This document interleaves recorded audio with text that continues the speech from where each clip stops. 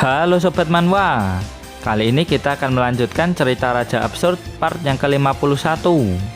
Di part sebelumnya, Hwangsang dan semua orang berhasil meningkatkan ranahnya dengan cara pesta kultivasi. Dan di part kali ini, Hwangsang dan teman-teman bertemu dengan kucing yang berasal dari kerajaan Maili. Tim Hwangsang juga terlibat pertempuran melawan monster cumi-cumi rank A++. Gimana keseruannya? Tanpa basa-basi lagi, langsung pasang headset dan kita gaskan ke ceritanya di Manhwa Period.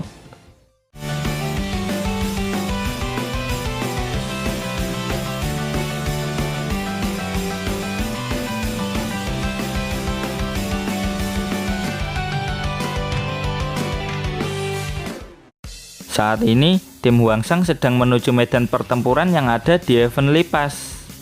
Huli juga menjemput Huan dan Huning untuk membantu penelitiannya di laboratorium. Di gerbang kota, sistem pertahanan kota mampu memberikan perlawanan terhadap gelombang monster skala besar ini. Itu semua terjadi karena meriam dan sistem pertahanan gerbang kota sudah ditingkatkan. Tidak ada satupun monster yang bisa menerobos masuk ke dalam kota. Jae-in-chan tidak menyangka kalau sistem pertahanan mereka menjadi sekuat ini. Bahkan monster rank C bisa dikalahkan dengan sangat mudahnya. Berbeda jauh dengan serangan gelombang monster yang dulu. Karena kondisi di gerbang sudah terkendali, Hwangsang mengajak semuanya untuk menyerang monster yang lebih kuat di depan sana. Jae-in-chan pun setuju dengan hal itu. Mereka tidak perlu menahan diri jika bertarung di dalam hutan. Singkat cerita, panel berpindah ke hutan area selatan. Terlihat monster King Kong yang sedang ngamuk. Dan dawar! Tinju ikan kali dua langsung meledakkan si King Kong. Tidak hanya King Kong, Mountain Devourer juga ada di sana. Dan sering! Pelatih Liu ngebantai monster itu dengan skill Underworld Tyrant Slash. Lalu dari belakang, monster burung berkepala dua menerjang pelatih Liu. Namun dengan cepat, monster ular lautnya Malu langsung menggigitnya. Hati-hati, jangan sampai menggigit teman sendiri, ucap Malu. Hwangsang, Jae-in-chan, pelatih Liu, dan Malu sudah lebih dari cukup untuk melawan semua monster rank A yang mau menyerang kota. Gara-gara itu, Misu, Yukyong, dan Xiaoyu nggak kebagian jatah untuk bertarung. Daripada nganggur nggak ngapa-ngapain, Makianji mengajak ketiga cewek ini main poker. Tapi Xiaoyu nggak mau. Dia itu dulunya adalah seorang petarung. Harga dirinya bisa turun jika nggak ikut bertarung bersama Hwangsang. Tiba-tiba, Xiaoyu dibuat terkejut. Dari gelombang monster yang datang, ada seekor kucing yang menarik perhatiannya. Kucing ini ternyata bukanlah rekan gelombang monster itu. Dan dawas! Si kucing ditabrak babi hutan sampai terpental jauh. Tiba-tiba ada tangan yang mau menggapainya. "Kau ini apa?" ucap Xiaoyu. Singkat cerita, Xiaoyu membawanya kembali ke tempat Misu dan Yukyong. Xiaoyu membawanya kemari karena kucing ini kelihatan imut. Karena kelihatan jinak, mereka bertiga berencana untuk menjadikan kucing ini hewan peliharaan mereka. Xiaoyu pun ingin mengelus-ngelus kucing tersebut. Ujar si kucing. Bukannya takut, mereka bertiga malah semakin menyukai si kucing. "Apaan tuh? Apa yang kau bawa?" tanya Makianji. "Kucing, imut kan?" ucap Xiaoyu. Ternyata Makianji alergi sama bulu kucing. Dan wajing! Hutan tersebut langsung porak-poranda setelah terkena bersihnya Makianji. Singkat cerita, gelombang monster berhasil mereka atasi. Mereka pun mulai berdebat, kucing ini mau dipelihara atau dihabisi saja. Sebagai orang terkuat di tim, Makianji usul untuk menghabisinya saja. Soalnya bisa gawat kalau dirinya bersin-bersin terus. Dan benar saja, Makianyi ingin bersin lagi. Malu langsung mengarahkan ayahnya ke tempat lain. Wajing! Dan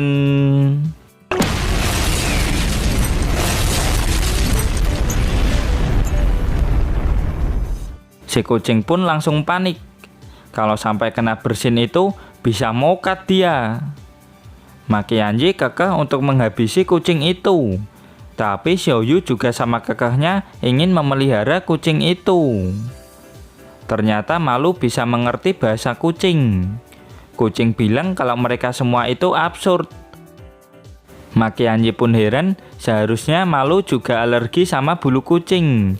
Tapi semenjak menjadi imbibitor Lunai, Malu nggak merasakan alergi lagi. Yang lebih penting lagi, kenapa Malu bisa bahasa kucing? Meow, meow, meow, ucap si kucing. Aku bukan kucing oren, ucap Malu. Meow, meow, ucap si kucing. Bersin meledak, ucap Malu. Setelah melihat itu, teman-teman yang lain masih nggak percaya. Lalu pelatih Liu dan Jinchen menyuruh Malu untuk menanyakan dari mana asal gelombang monster ini. Meow, meow, meow, meow, ucap si kucing. Dua gadis nggak asik ingin minta informasi gratisan, ucap Malu. Cepat katakan atau ku potong-potong kau, ujar pelatih Liu mode Chainsaw Woman. Voting pun dimulai. Makianyi dan pelatih Liu memilih menentang. Huangsang dan Malu memilih netral. Jinchen dan Huli tidak punya hak pilih. Chuya nggak ikutan. Xiaoyu, Misu, dan Yukyong setuju. Itu artinya tim Huangsang akan memelihara kucing ini. Malu menyarankan si kucing untuk berperilaku baik. Soalnya petarung terkuat di tim mereka menentangnya. Si kucing pun memperkenalkan diri sambil ditranslate Malu. Kucing ini bernama Suli, lahir di kerajaan Maili. Kerajaan Maili merupakan perbatasan area domba di wilayah selatan. Di dekat sana juga ada area pertambangan ruang waktu. Gelombang monster berasal dari sana. Kerajaan Maili adalah area domba yang didominasi oleh orang-orang awakening teknologi. Dulunya tempat itu dipenuhi monster. Setelah mengalami banyak kekalahan, tempat itu terancam runtuh. Akan tetapi keajaiban muncul. Tiba-tiba ditemukan mineral ajaib di dekat pertambangan ruang waktu. Mineral ini berasal dari dunia lain dan berisi energi spiritual yang sangat melimpah. Mineral tersebut diekstrak dan digunakan sebagai sumber energi pada mesin robot sehingga bisa melepaskan energi yang sangat besar. Para awakener teknologi di kerajaan Maili menyebut mineral ini dengan nama Amalith Ore. Amalith Ore? Apa itu? Tanya pelatih Liu. Setelah ditemukannya Amalith Ore, para awakener teknologi semakin bertambah kuat. Berkat itu, kekuatan tempur kerajaan Maili semakin meningkat. Tidak hanya bisa mengatasi gelombang monster, namun juga menjadikan kerajaan Maili sebagai kerajaan maju. Namun akibat keserakahan umat manusia, mereka mengeksploitasi tambang secara berlebihan, sampai di titik di mana mereka menghancurkan dinding ruang waktu yang membuat para monster yang ada di dalam tambang keluar. Monster yang berasal dari tambang tersebut sangatlah kuat. Dan sekali lagi, kerajaan Maili berada di dalam keputusasaan akibat keserakahan mereka sendiri. Ketika harapan mulai menghilang, muncullah sesosok wanita misterius. Wanita tersebut memperlihatkan kekuatan sihir yang sangat luar biasa. Wanita itu bisa menghalau gelombang monster sendirian menggunakan aroma bunga yang khas. Dan setelah itu, gelombang monster pergi ke arah utara sehingga kerajaan Maili bisa mengambil nafas untuk memperbaiki kota. Kira-kira wanita misterius itu siapa ya? Tanya Jinchen. Apa wanita itu punya ciri-ciri khusus? Tanya Huangsang. Si kucing menjawab iya. Penampilan wanita tersebut sangat mencolok. Caranya berjalan seperti seorang bidadari di antara bunga-bunga. Setiap melangkahkan kaki, bunga-bunga tumbuh bermekaran di sekitarnya. Wanita itu tak lain dan tak bukan adalah Hua Jianlei. Huangsang menyebutnya Liang Kaihua. Setelah mendengar ciri-ciri tersebut, Ma Qianyi langsung emosi ingin menghabisi gadis itu. Hua Jianlei mengatakan jika temporal flower di perairan dangkal tertutup, maka gelombang monster di tambang ruang waktu juga akan ikut berhenti. Di mana wanita itu sekarang? Akan kuhabisi dia, bentak Ma Qianyi. Huangsang pun bertanya apa yang sudah Liang Kaihua lakukan ke Ma Qianyi hingga Ma Qianyi marah padanya. Jujur Li, Ma Qianyi juga nggak tahu alasan pastinya, tapi memikirkannya saja memicu amarah di dalam jiwanya. Ma Qianyi merasa jika ingatannya pasti sudah dimanipulasi. Sesuatu pasti terjadi di masa lalu dan Ma Qianyi tidak bisa mengingatnya. Si kucing memperingatkan untuk jangan menghabisi wanita yang sudah menjadi penyelamat hidupnya. Dan wajeng! Sambil bersin, Ma Qianyi bodoh amat sama peringatannya Suli. Ma Qianyi mengajak semuanya untuk segera menemukan wanita itu. Huangsang juga teringat dengan perkataan Hua Jianlei yang mengatakan kalau tujuan gelombang monster itu adalah perairan dangkal yang ada di pantai wilayah utara. Suli mengiyakannya. Jika temporal flower yang ada di perairan dangkal itu ditutup, maka gelombang monster tidak akan mengarah ke sana. Dan itu artinya gelombang monster akan kembali mengarah ke kerajaan Maili. Apa kau ingin kerajaan itu runtuh? Tanya Yu Qiong. Dengan bahasa kucing, Suli memang berencana untuk membuat kekacauan. Hal itu ia lakukan demi menyelamatkan rekan-rekannya yang ada di penjara. Tanpa mempedulikan Suli, tim Huangsang berencana pergi mencari Hua Jianlei. Tunggu dulu, kenapa kalian malah mencari wanita itu? Seharusnya kalian menutup temporal flowernya, teriak Suli. Malu pun kesal karena Suli ternyata bisa bahasa manusia. Tim Huangsang pun memaksa Suli untuk memberitahu semua rahasia yang ia ketahui. Namun Suli akan mengatakan semuanya jika tim Huangsang berjanji membantunya menyelamatkan teman-temannya. Tim Huangsang bodoh amat dengan itu dan gas pergi mencari Hua Jianlei. Karena semua trik manipulasinya nggak mempan, Suli pun menceritakan semuanya kepada tim Huangsang. Hua Jianlei mengatakan ke Suli jika mau menyelamatkan teman-temannya, Suli harus menemukan orang yang bisa memahaminya. Setelah itu, Suli baru bisa menyelamatkan teman-temannya yang sedang dipenjara. Pelatih Liu menerangkan kalau tim mereka tidak memiliki kewajiban untuk menyelamatkan teman-teman Suli. Lagian mereka semua tidak perlu terlalu percaya dengan wanita misterius itu. Jangan menyebutnya wanita itu, dia bisa sangat marah. Mulai sekarang panggil dia dengan namanya. Ingat, namanya adalah Liang Kaihua. Jangan sampai lupa, tegas Huangsang. Sejak kapan jadi Liang Kaihua? Bukannya nama aslinya Hua Jianlei, batin pelatih Liu. Pada akhirnya, tim Huangsang memutuskan pergi ke perairan dangkal untuk menutup temporal flower yang ada di sana. Lewat jalur sungai, tim Huangsang bisa sampai ke wilayah pantai utara dengan lebih cepat. Setelah melewati gerbang ini, monster-monster yang ada di sana sangat kuat. Petugas menyuruh tim Huangsang agar hati-hati. Baru juga jalan sebentar, mereka langsung dikejar sama sosok monster yang cukup besar. Karena pelatih Liu jadi hantu, Misulah yang menyetir mobilnya. Melihat monster besar di belakang, Suli menyuruh Misu buat tancap gas. Dan cerewot! Tiba-tiba ada monster ular yang menggigit monster hitam tersebut. Tim Huangsang yakin jika monster ular ini pasti monster rank A+. Malu mengatakan jika ular itu bukanlah monsternya. malu menyuruh mereka semua melihat di belakangnya.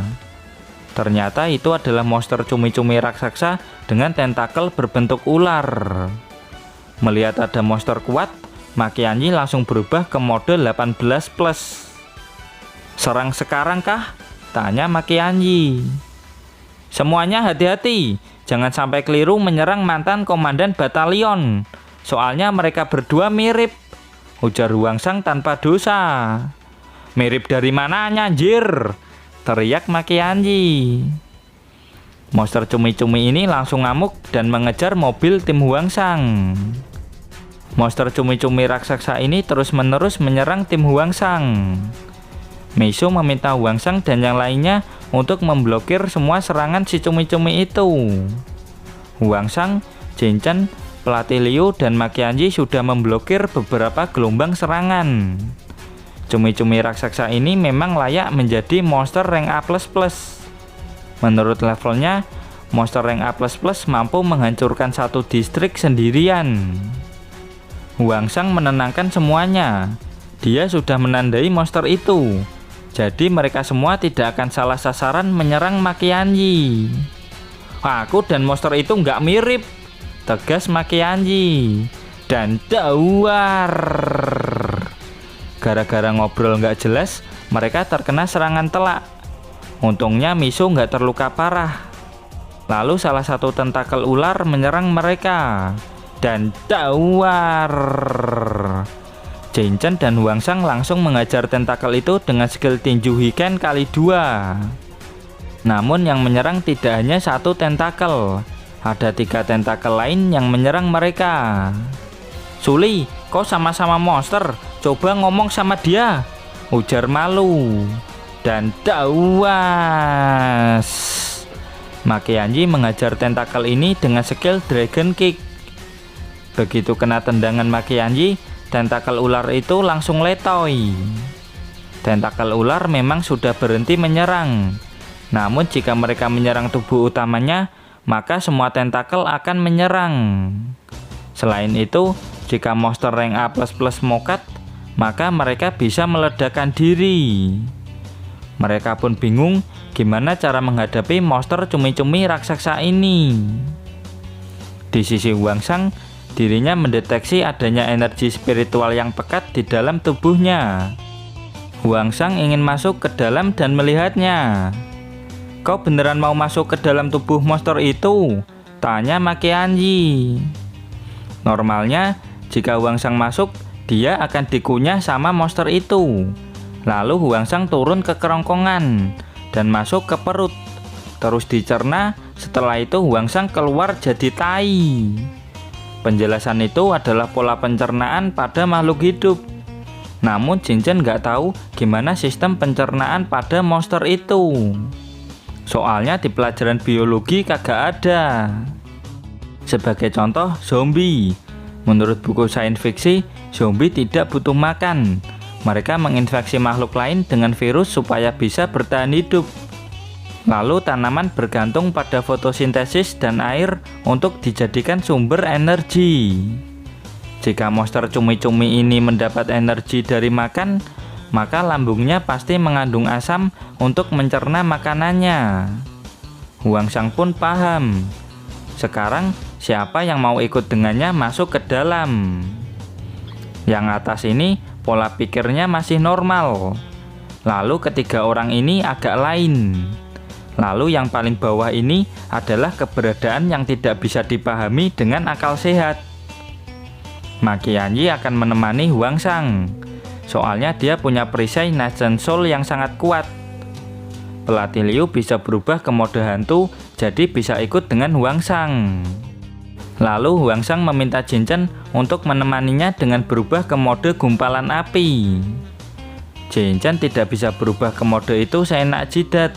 Ada semacam pemicu untuk berubah ke wujud itu. "Oh, jadi kau mau aku telanjang?" tanya Huangsang. Dan puff, Jin Chen langsung berubah ke mode gumpalan api. "Tunggu, aku bisa menjelaskannya," ucap Jin Chen. Dengan ini, mereka berempat siap pergi masuk ke dalam perut monster cumi-cumi itu. Mereka berlima sudah nggak sabar melihat pertarungan yang sesungguhnya. Di sisi cumi-cumi raksasa ini, dia mulai kembali mengamuk. "Makan aku, makan aku, makan aku saja!" teriak mereka berempat. Makvus! Mereka berempat meluncur masuk lewat salah satu tentakel ular si cumi-cumi. "Nah nih, kok mereka malah dimakan? Benar-benar nggak bisa dipahami!" teriak mereka berlima. Jangankan mereka berlima, si cumi-cumi raksasa ini aja juga bingung dengan apa yang barusan terjadi. Singkat cerita, Huangsang dan yang lainnya sudah berhasil masuk ke dalam tubuh si monster cumi-cumi. Jika Huangsang tidak punya mode Phoenix, dirinya pasti sudah mukat dimakan sama monster ini. Mereka pun heran, bisa-bisanya di dalam kerongkongan ada gigi-gigi tajam. Gigi-gigi ini sangat kuat. Perisai Najansol milik Makianji sampai retak. Huangsang pun lanjut jalan masuk ke tubuh bagian dalam, diikuti Makianji dan yang lainnya dari belakang. Sekali lagi, gigi-gigi tajam ini kembali menyerang. Itu artinya monster ini masih aktif dan terus berjalan mengejar Malu dan yang lainnya. Saat hampir sampai di ujung, mereka melihat sisa-sisa tulang di sela-sela gigi bagian dalam. Inilah pemandangan jika monster cumi-cumi ini selilitan. Sudah jauh berjalan, akhirnya Huangsang menemukan sebuah cahaya berwarna merah. Dari sana tercium aroma asam yang sangat kuat. Dan benar saja, inilah asam lambung si monster yang berfungsi untuk mencerna makanan. Pemandangan ini mirip seperti neraka. Selain panas, aromanya juga tidak sedap. Makianji pun langsung nyemplung ke dalam asam lambung tersebut. Pelatih Liu mengatakan jika mereka nggak perlu masuk ke dalam sana, nanti bisa masuk ke usus dan keluar jadi tai. "Loh, kenapa nggak bilang dari tadi?" teriak Makianji. Untung Huangsang datang cepat dan meraih Makianji sebelum Makianji nyemplung ke dalam sana. Mereka berempat pun mulai berdiskusi mengenai lokasi di mana sumber energi monster ini berasal.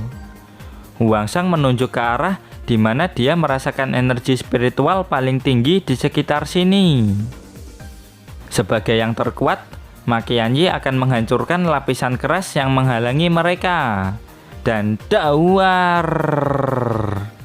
Makianji menghancurkan lapisan tersebut seperti orang yang lagi melampiaskan amarahnya.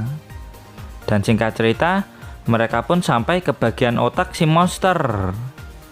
Huangsang pun heran, kenapa ada tubuh manusia di otak si monster ini. Makianji menyimpulkan jika monster ini menggunakan otak manusia. Dengan ini bisa disimpulkan jika monster ini punya kekuatan fisik monster rank A++ ditambah dengan kecerdasan manusia. Penjelasan itu masuk akal karena monster ini mirip dengan Makianji. Pelatih Liu tidak setuju jika monster ini disamakan dengan manusia. Meskipun sama-sama punya otak, manusia punya nafsu dan akal. Karena itulah derajat manusia lebih tinggi dari monster. Kemudian Jinchen juga punya pendapat lain. Awal mula kehidupan dimulai dari organisme-organisme kecil. Kemudian organisme tersebut mulai menyatu membentuk sebuah individu. Organisme-organisme tersebut saling berkolaborasi dan akhirnya memicu sebuah evolusi. Dalam miliaran waktu, terjadilah yang namanya perkembangan biologis. Lalu muncullah individu-individu baru yang rumit dan kompleks. Setiap komponen kehidupan memiliki perannya masing-masing. Mereka saling bekerja sama dan membentuk yang namanya ekosistem. Manusia adalah hasil evolusi modern dari perkembangan zaman. Definisi kehidupan itu sangat luas dan bersifat subjektif tergantung kepercayaan kita. Bisa dikatakan, jika monster sekalipun adalah hasil evolusi dari perkembangan dunia. Makianji pun sudah paham jika pemahaman tentang kehidupan itu sangat luas. Dan tanpa ia sadari, ada sebuah daging aneh yang ingin memangsanya. Gak pakai lama, Makeanji pun langsung ketangkep. Di sisi Malu, dirinya memanggil monster belutnya yang lain untuk kabur dari monster cumi-cumi raksasa itu. Dan tiba-tiba monster cumi-cumi raksasa itu berubah wujud mirip seperti ayahnya. Di dalam tubuh si monster, Hwangsang menyelamatkan Makeanji dari daging-daging aneh ini. Setelah daging aneh ini dihancurkan, daging-daging lain mulai berdatangan. Makeanji sangat kesal. Dirinya tidak akan menahan diri lagi. Dan dawas! Makeanji mulai ngamuk sambil mengeluarkan skill Dragon Kick. Makeanji tidak butuh bantuan yang lain. Dirinya sendiri sudah lebih dari cukup untuk mengalahkan monster ini. Dan dawas! Skill Ultimate Tiger Penetrate Mountain Fish Makeanji lesatkan.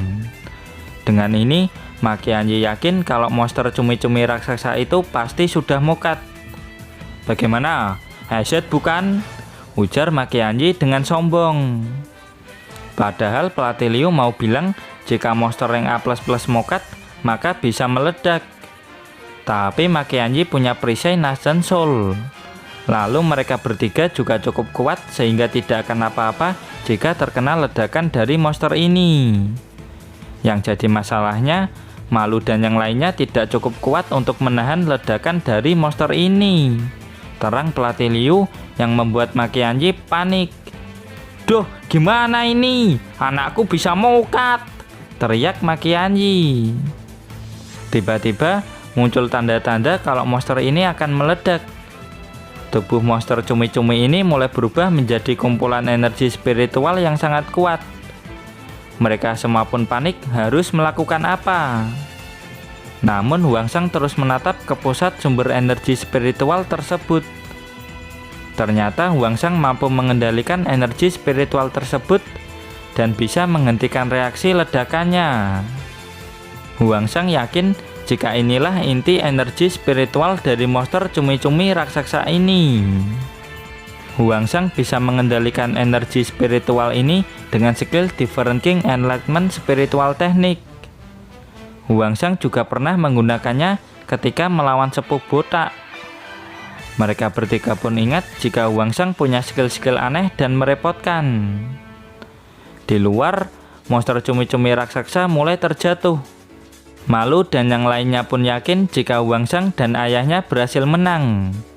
Tak lama kemudian, Malu melihat ayahnya dan Hwangsang keluar dari mulut si monster.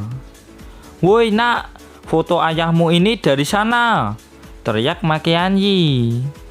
"Kau tidak akan suka sama fotonya," balas Malu. Singkat cerita, tim Hwangsang sudah sampai di perairan dangkal wilayah pantai utara. Namun mereka tidak melihat adanya temporal flower yang dibilang Suli. Pelatih Liu pun mengajak mereka semua naik ke tempat tinggi untuk mencarinya. Dan benar saja, mereka melihat bunga yang luar biasa besar di balik tebing. Mereka semua pun turun dengan sangat hati-hati. Soalnya bunga ini memiliki kekuatan spiritual yang cukup aneh. Lalu di dekat bunga itu ada papan peringatannya. Tertulis untuk Hwangsang. "Sebut namaku, maka bunganya akan tertutup." Masalah ini sangat gampang bagi Hwangsang. Soalnya dia ingat dengan nama gadis bunga itu. "Liang Kaihua," ucap Hwangsang dengan polos. Dan